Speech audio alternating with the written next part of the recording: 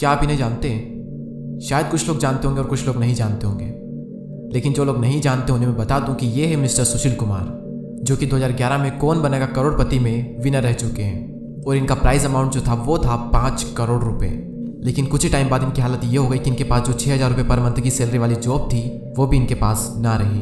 आप सब सोच रहे होंगे कि इतना इंटेलिजेंट इंसान जिसने कि कौन बनेगा करोड़पति में सारे सवालों के जवाब दिए और 5 करोड़ रुपए जीते, आखिर उसके साथ ऐसा कैसे हो सकता है? आप भले आश्चर्य में होंगे, लेकिन यह कोई एक एग्जाम्पल नहीं है। इस दुनिया में ना जाने कितने ऐसे लोग हैं जो कि एकदम से अमीर बने और कुछ टाइम में फिर से वहीं पर आ गए जहां पर वो थे। मैं आपको एक और एग्जाम्पल देता हूँ। ये है मिस शेरोन, जिन्होंने 10 मिलियन की लॉटरी जीती थी। इंडियन रुपीज में अगर हम कन्वर्ट करें तो होते हैं 75 करोड़ रुपए। सोचो अगर आपके पास में 75 करोड़ रुपए एक साथ आ जाए तो लाइफ सेट है। उन्होंने भी यही सोचा था, लेकिन कुछ सालों में इनके पास में जितने भी पैसे थे वो सारे पैसे खत्म हो गए और फिर से उन्हें जॉब करनी पड़ी। तो आखिर क्यों ये लोग करोड़पति बनने के बाद में फिर से वहीं पर आ गए जहां पर ये थे? और ना सिर्फ ये लोग, बल्कि आप में से भी मैक्सिमम लोगों को अगर इतना पैसा एक साथ दे दिया जाए तो आपकी भी वही हालत होगी जो हालत इनकी हुई। लेकिन ऐसा क्यों होगा और क्यों ये लोग कंगाल हो गए? इस वीडियो में हम इसी बारे में बात करेंगे कि रिच लोगों की मेंटेलिटी क्या होती है और पुअर लोगों की मेंटेलिटी क्या होती है। हम अमीर और गरीब के बीच का फर्क नहीं देखेंगे, हम फर्क देखेंगे अमीर की मेंटेलिटी और गरीब की मेंटेलिटी के बीच में। हम फर्क देखेंगे इन दोनों के माइंडसेट के बीच में। देखो, हर इंसान हर चीज में माहिर नहीं हो सकता। उस इंसान के पास में नॉलेज थी जिसके दम पर वो कौन बनेगा करोड़पति में 5 करोड़ रुपए जीत गया, लेकिन उसे फाइनेंशियल नॉलेज या तो बहुत ही कम थी या फिर बिल्कुल भी नहीं थी, जिसकी वजह से उसने अपने सारे पैसे गंवा दिए। देखो, जितना जरूरी होता है ना पैसों को कमाना, उतना ही जरूरी होता है उन पैसों को ठीक से मैनेज करना। वरना पैसे तो कमा लोगे, लेकिन थोड़े टाइम में आप जहाँ पर थे वहीं पर आ जाओगे। पैसों को मैनेज करने का एक बड़ा ही सिंपल रूल है, 50, 30 एंड 20 रूल। यानी कि अपनी इनकम का 50% अपनी ज़रूरतों पर खर्च करें।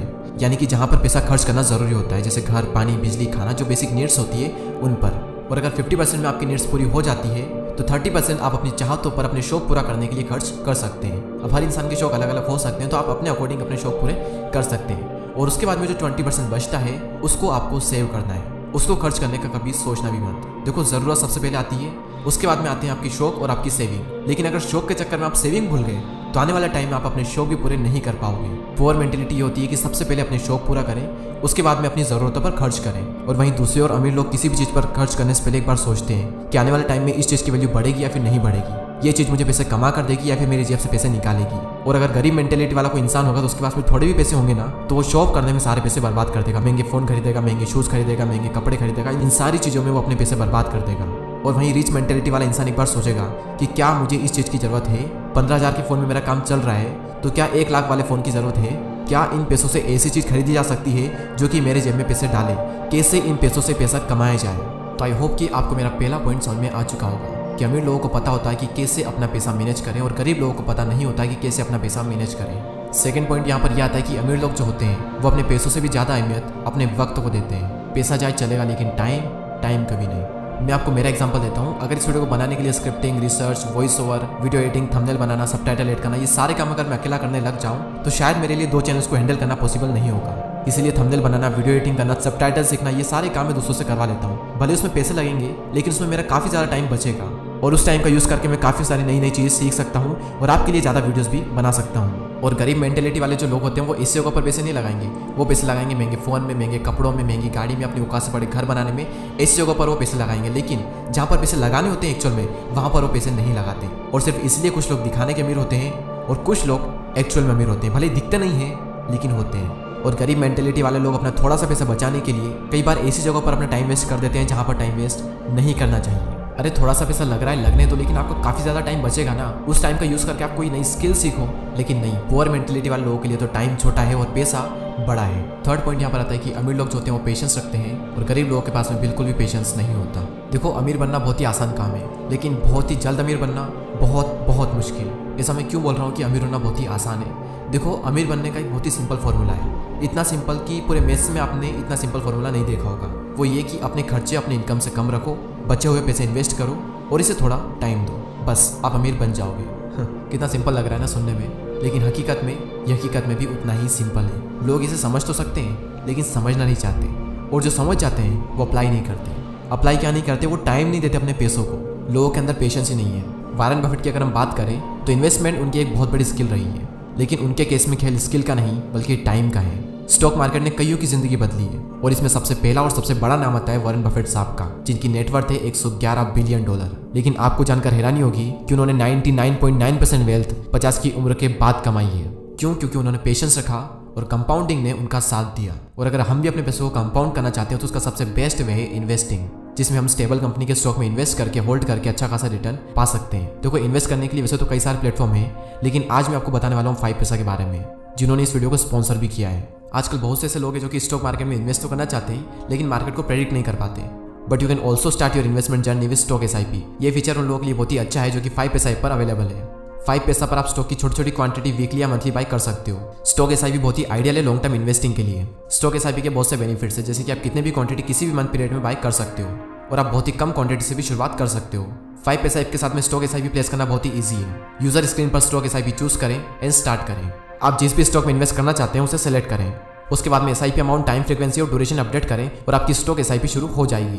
5 पैसा ऐप पर आप स्टॉक SIP कैलकुलेटर से अपना एस्टिमेटेड रिटर्न भी चेक कर सकते हो, जो कि आपकी बहुत हेल्प करेगा स्टॉक सिलेक्शन में। और तो और आप किसी भी डेट के SIP चूज कर सकते हो और आप अपनी SIP कभी भी मॉडिफाई कर सकते हो। इन सभी फीचर से स्टॉक SIP में इन्वेस्ट करना आप सभी के लिए बहुत ईजी बन जाता है थ्रू 5 पैसा ऐप। 5 पैसा ऐप का लिंक डिस्क्रिप्शन में दे दिया है, अभी डाउनलोड कीजिए और शुरू कीजिए अपना निवेश। 4th पॉइंट यहाँ पर आता है कि अमीर मेंटेलिटी वाले लोग जो होते हैं वो पहले पैसे बचाते हैं, उसके बाद में उन्हें खर्च करते हैं। लेकिन गरीब मेंटेलिटी वाले लोग जो होते हैं पहले खर्च करते हैं और उसके बाद में कुछ बचता ही नहीं तो उसको सेव कैसे करेंगे। आपकी इनकम भले ही 1 लाख रुपए पर मंथ ही क्यों ना हो, आप तब तक अमीर नहीं बन सकते जब तक कि आपके खर्चे कम नहीं होंगे। आपकी इनकम है 1 लाख रुपए, लेकिन आपके खर्चे हैं महीने के 80 से 90 हज़ार रुपए, तो फिर आप अमीर नहीं बन सकते। मैं आपको मेरे एक फ्रेंड का एग्जाम्पल देता हूँ। मेरा एक फ्रेंड है जिन्होंने पिछले 5 साल में करीब 50 लाख से भी ज़्यादा अर्न किए हैं, लेकिन अभी उनके पास में मुश्किल से 2-5 लाख की सेविंग है, उसके अलावा कुछ नहीं। क्यों? क्योंकि उन्होंने सेविंग नहीं की, पैसों को ठीक से मैनेज नहीं किया, अपने खर्चे कम नहीं किए और इसका रिजल्ट क्या मिला? पूरा का पूरा पैसा कहाँ गया कुछ पता नहीं। पैसा आया, खर्च इतना कर दिया कि सेविंग के लिए कुछ बचा ही नहीं।